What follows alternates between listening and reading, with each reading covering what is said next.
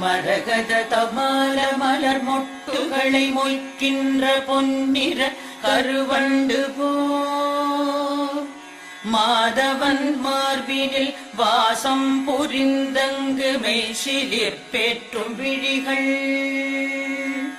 மரகத தமால மலர் மொட்டுகளை மொய்க்கின்ற பொன்னிற கருவண்டு போல்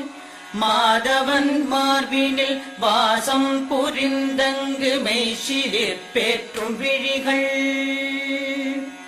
பரவும் பல்வடிவத்தின் செல்வ வளமாகிடும் திருமகளின் அழகு விழிகள் பறிவோடு அந்த இரு விழிகளின் கடை நோக்கு மங்களம் எனக் கருள்கவே.